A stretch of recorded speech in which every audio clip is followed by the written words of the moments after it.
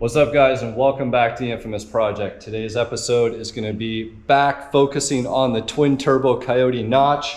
And if you guys have been following along, you would have known that it's recently come back from paint. And well, that's about it. I haven't touched anything else. The car's just been sort of sitting here while I've been focusing on some other projects. But working on the 88 white Cali coupe notch kind of inspired me to continue working on another white notch. In fact, I just pretty much finished up Project Come and Take It as well. So I've been immersed in all of these white notches in 2022. And you know what? I'm pretty thankful for that because I had nothing but problems with all those black notches that I dealt with back last year in 2021. If you guys take a look along the side of the wall here, you can see I've actually got a set of 19-inch, that's right, I said it, 19-inch staggered ROH Drift-Rs. These things are sweet.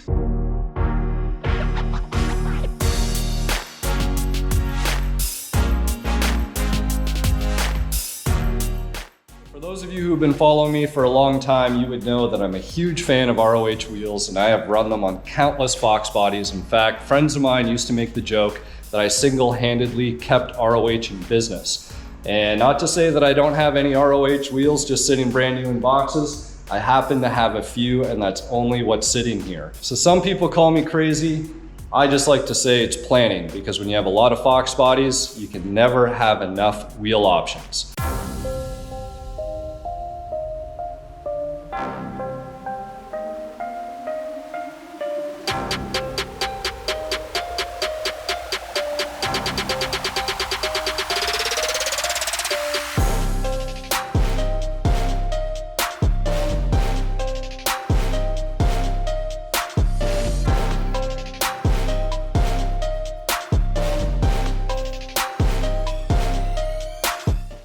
So let's get back to this notch right here. And it is sitting on some, typical 5-star drag wheel setup.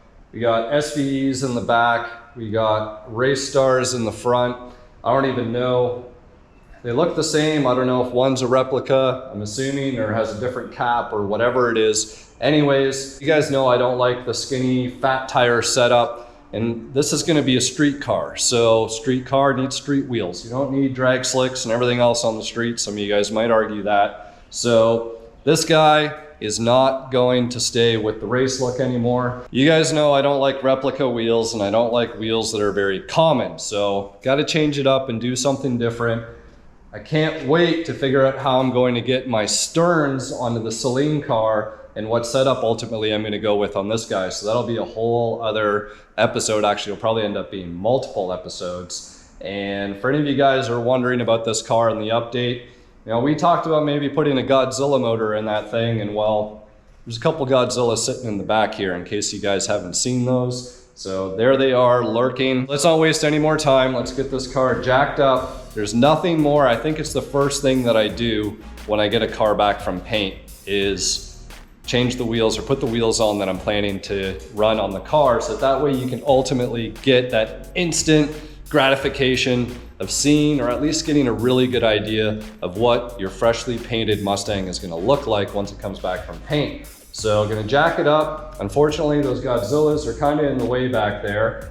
I should have been a little smarter when I was, offloading them, but unfortunately, I can't get the car back enough to get it up on the lift, so we're going to resort to good old jacks. I'm hoping that the offsets and the tire sizes are going to work on this thing, but there's only one way to find out.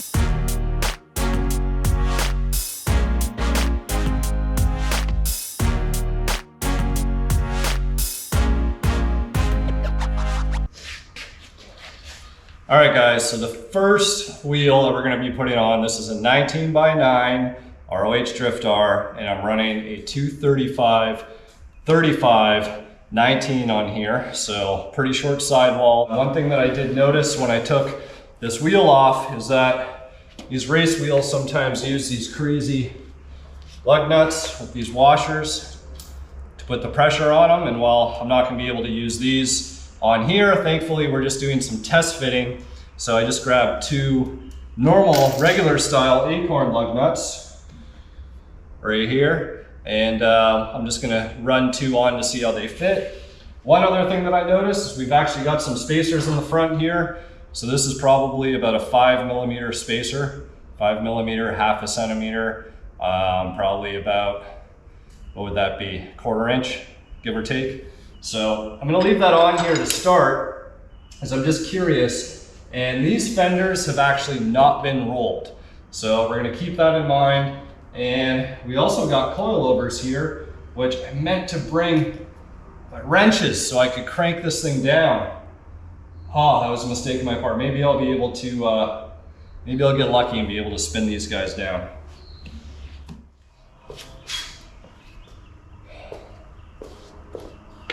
All right, so at first glance, we're definitely too far out. And I know why we're too far out now.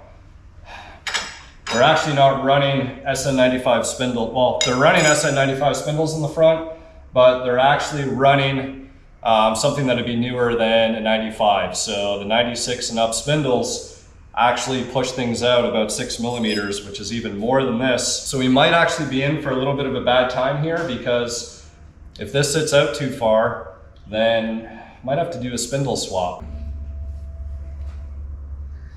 That's gonna be aggressive.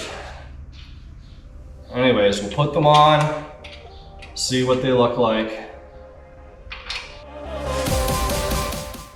We might be lucky. We might be really, really lucky.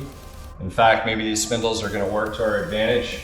Might have to do some fender rolling, but actually, you know what? Let's see if I can go ahead and crank some of this coil down.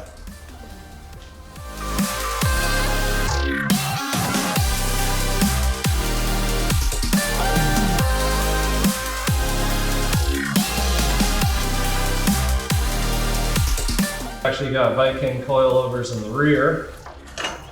So I'm gonna naturally spin these down.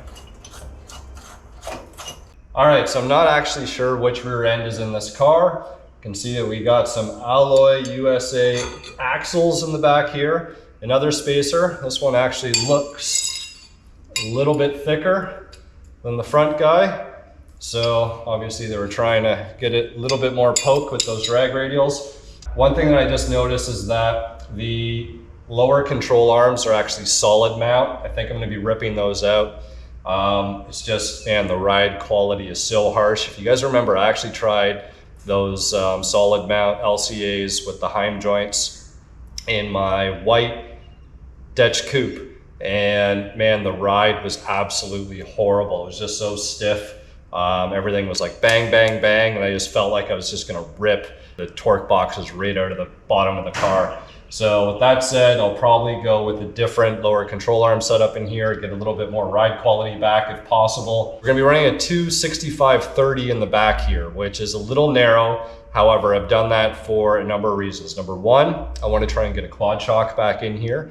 And by flipping a Bilstein upside down, we should be able to achieve that. Number two, I didn't wanna have to worry about rubs in the back. Now somebody is lightly shaven a little bit out of the wheel well here, but nothing crazy. And again, street car, so I just want to avoid rubs and all of that other stuff. So the tire's gonna be a little bit more stretched, but it is because it's going on a 10-inch wide wheel in the back. So we'll go ahead, we'll grab the wheel and see how it looks back here.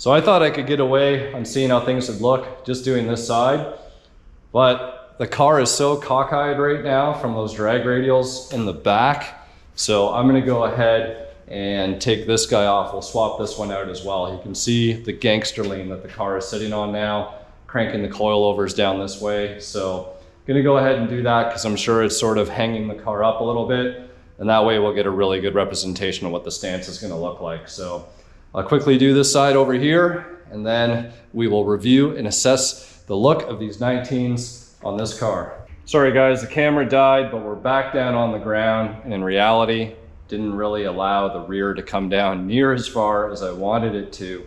And well, gotta say, do they fit? Yes. Can I make them fit? Absolutely. Are they gonna fit and look the way that I want them to? I have my doubts. I wanted to push the limits and try and put a 10 in the rear, and there's just too much poke. The offset of this wheel is just too aggressive.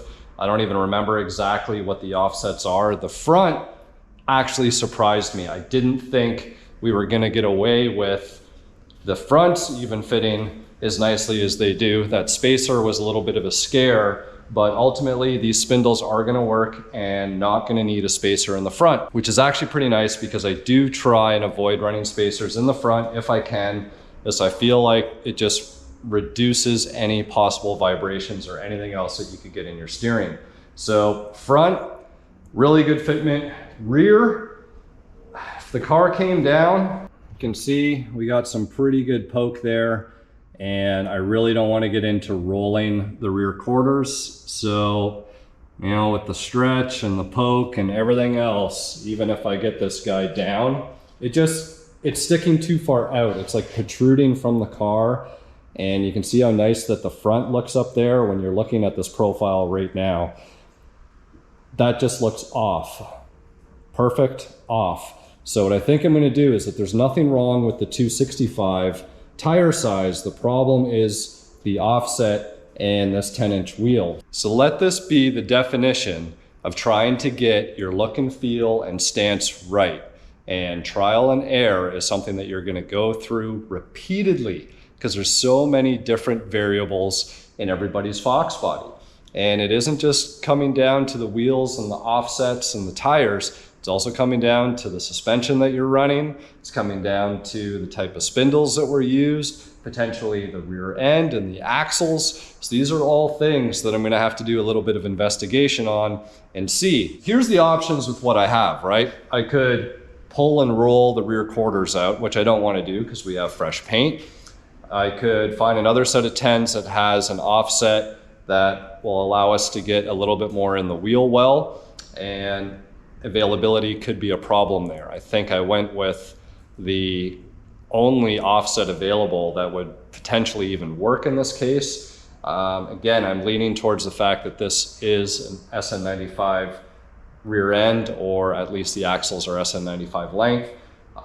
That is to be determined. However, the other and last option is just to run a 9 in the rear and still stick with the 265/30. The reality is I'm still gonna have the same size tire in the back. It's not gonna be a staggered wheel. The dish, if you look, is actually so close that you're really not even gonna notice that that's a 9-inch wide wheel and that's a 10-inch wide wheel unless I told you, right? So it's not like the dish is really helping us out, and that's probably got to do with a little bit of the offset of the wheels as well. So what I could do is actually unbolt this 9 that's in the front here. We'll stick this 9 in the back, and then we'll see how the 9 sits in there. And like I said, maybe I'll just end up running a set of 9s all the way around. And once I validate what the axle lengths are in the back, if they are in fact SN95, then I can keep these for something that I do a stock Fox length axle setup, and I know that the offsets of those rears are gonna work, which I may already have that project in the works. So there you guys have it, a little bit of trial and error. I'm gonna leave you guys on a cliffhanger on this one because I need to do some measurements, I need to do some test fitment, then I'm gonna let you guys know on another episode exactly what happened. So that's gonna wrap up this episode, guys. So thank you again, as always, for all your support and for following along. Be sure to stay tuned for a lot more to come on this Twin-Turbo Coyote notch. And I'm really excited because you know, this car was pretty much designed to be lightweight. There's only one driver seat in here, so just straight line.